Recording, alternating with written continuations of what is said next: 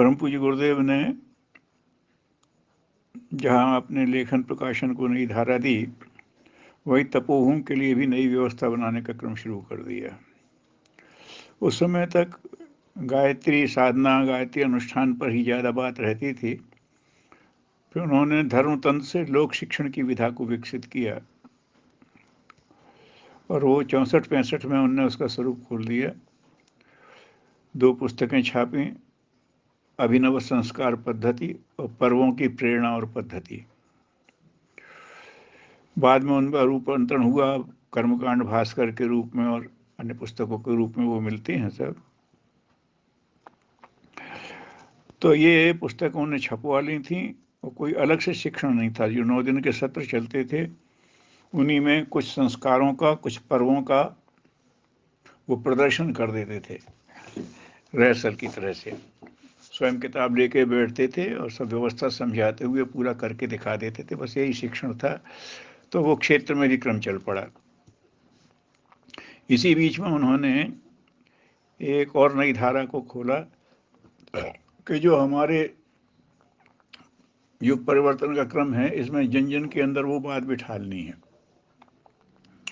तो इसके लिए जो प्रगतिशील जातीय संगठनों की जरूरत है, पुस्तक के लिए प्रगतिशील जातीय संगठनों की आवश्यकता है।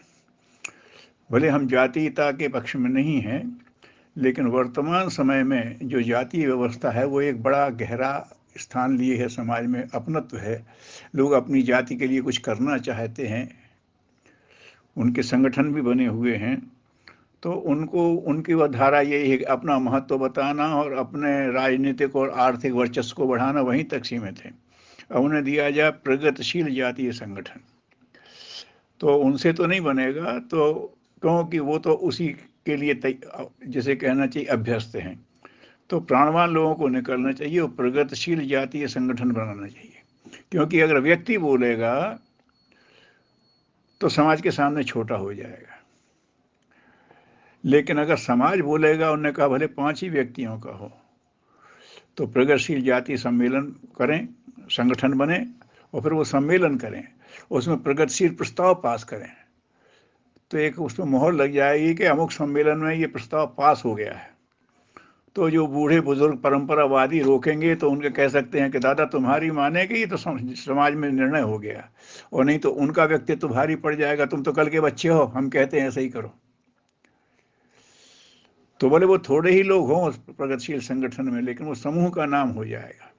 तो इस तरह से उन्हें प्रगतिशील जातीय संगठनों की आवश्यकता को बल दिया। तो पहला प्रयोग उन्होंने 65 में मथुरा में ही बुलाया था, एक सम्मेलन, सभी वर्ग के लोगों को बुलाया था, उनको लेकर के, और ब्राह्मण, क्षत्रिय, वैश्य और कायस्थ, इनके 4 के बनाए थे कि तुम लोग करो और अपने अपने क्षण में प्रगतिशीलता लाओ। तो लोगों को वैसे कुछ अटपटा भी लगा कि हम तो एक ही भाव से रहते हैं, हमें लग रहा हम अलग अलग हैं। फिर गुरुदेव ने बताया कि हम अलग हैं नहीं, और उदाहरण दिया कि कोई अगर कुएं में गिर गया या खाई में गिर गया तो वो तो गिरा है, लेकिन उसे निकालना है तो निकालने वाले को भी कुएं में, खाई में जाना पड़ेगा, लेकिन इस संकल्प के साथ कि उसको निकाल के लाना है, इतनी तैयारी के साथ। तो ये प्रगतिशील जातीय संगठन इस तैयारी से बनाओ कि जातीयता जिस खाई में गिर गई है, जिस पतन के रास्ते में चली गई है, वहां से निकाल के लाना है। तो उन्होंने प्रगतिशील जातीय संगठनों की का सम्मेलन किया और फिर वहां से उस तरह का कुछ क्रम चल पड़ा जो विभिन्न उन्होंने प्रयोग किए। उसी में फिर उन्होंने एक परिकल्पना ये की कि हम एक नई पीढ़ी देंगे लोक सेवियों की, जो उद्योगजीवी होगी, भिक्षाजीवी नहीं। जो लोक सेवा में जाता है प्रकारांतर से, जन सहयोग से ही अपना जीवन चलाता है, भिक्षा ही कहा जाएगा उसे। लेकिन उन्होंने कहा नहीं, वो उद्योगजीवी होंगे, एक ग्रुप बनाएंगे, एक परिवार भी हो सकता है, कुछ मित्र भी हो सकते हैं। तो अपने उद्योग से अपना जीवन यापन करेंगे, लेकिन है वो लोक सेवी। तो उन्होंने कहा स्वावलंबी लोक सेवियों का एक क्रम बनाना है। उस हिसाब से उन्होंने युग निर्माण विद्यालय की स्थापना की, रूपरेखा बनाई। फिर उस क्रम में वहीं से फिर लोगों का आना शुरू हुआ और ये सड़सठ से वो क्रम चला, युग निर्माण विद्यालय की शुरुआत 1967 में हुई थी। तो फिर वीरेश्वर उपाध्याय आए और रमेश चंद्र शुक्ला जी आए, फिर पंडित लीलापत जी आए, फिर चैतन्य जी आए इत्यादि। और फिर ये टीम जो चली तो फिर ये अपने उतार चढ़ाव तो आते रहे, लेकिन इनका अपना तालमेल निभता रहा और अच्छे ढंग से निभा। गुरुदेव मथुरा में रहे तब भी निभा, मथुरा से चले गए तब भी निभा। तो इस तरह से उन्होंने निर्माण विद्यालय का क्रम बनाया। और जब लोग आ गए तो तपोभूमि की फिर से स्वतंत्र प्रकाशन की व्यवस्था भी बना दी। और ये भी कहा कि तुम्हें छापने के लिए बहुत कुछ देंगे हम, तुम ये मत सोचो। पंडित लीलापत जी की चूंकि मैनेजर रह चुके थे तो उन आवश्यकताओं को समझते थे। तो उन्होंने कहा कि ये वेद छापने में बड़ा लाभ है, हम वेद छापेंगे। तो गुरुदेव ने कहा ना, वो उसे छापने दो, हम तुम्हें नया साहित्य देंगे, जितना तुम छाप सकते हो, तुम तैयारी तो करो। मतलब छापने के लिए प्रेस अपना है तो अभी कागज़ का तो पैसा चाहिए, और जब तक वो बिकना शुरू ना हो तब तक तो लागत ही लागत लगती है ना, उतनी व्यवस्था। तो गुरुदेव ने कहा इस सन से इन सन तक अखंड ज्योति अभी उसको संपादित नहीं किया है, तमाम पुस्तकें निकलेंगी, इनको छापो और मैं कुछ नया भी तुम्हें दे दूंगा ये करने के लिए। तो वो प्रकाशन व्यवस्था बनी। साधन की जरूरत थी तो गुरुदेव के कार्यक्रम होते थे, वो तो किसी से मांगते नहीं थे। हम लोगों ने आपस में चर्चा की तो लीलापत जी ने कहा, उनको वो समझ थी, उनके अंदर वो था। बोले अगर मुझे गुरु जी के साथ भेज दिया जाए तो मैं तो लागत के लिए धन व्यवस्था बना लूँगा। तो हमने कहा चलो ये अच्छी बात है, आपको कॉन्फिडेंस है।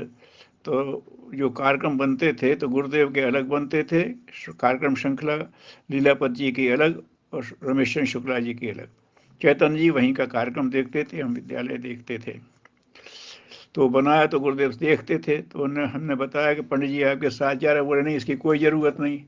हमने बहुत तरह से समझाया कि अकेले हैं आप और जाते हैं, भीड़ हो रही है, नहीं माने। तब फिर हमने हिंदी में बात कह दी कि साहब देखिए, आप तो कह रहे हैं कि इतना प्रकाशन करो, प्रकाशन के लिए कागज के पैसे नहीं हैं, और पंडित जी के मन में इतना विश्वास है कि आपके साथ जाएंगे तो पैसे की व्यवस्था कर लेंगे।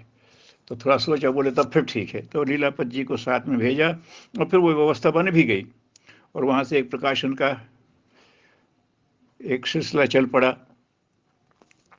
तो गुरुदेव ने अपने रहते ही फिर वहाँ सारी व्यवस्था ढंग से जमा दी, क्योंकि ज़्यादा समय नहीं था। ये समझ लीजिए फरवरी से यहाँ से शुरू हुआ था और गुरुदेव को 71 में जून में छोड़ना ही था, तो 4 साढ़े 4 साल का ही समय था। लेकिन वो तपोभूमि की व्यवस्था उन्हें ऐसी चला दी कि आपस में तालमेल के साथ चलने लगा। वहाँ नियमित रूप से सत्र भी होने लगे, एकदम विद्यालय का भी होने लगा। और उन सब चीज़ों को उन्होंने इस तरह से भी कर दिया कि गुरुदेव अगर ना रहें तो अभी वो क्रम ऐसा चलता रहे। और फिर उन्होंने अपने आगे की व्यवस्था, जाने की तैयारी, उनके जाने के बाद क्या होगा वो भी व्यवस्था बनाने की रूपरेखा बनाई। ओम शांति।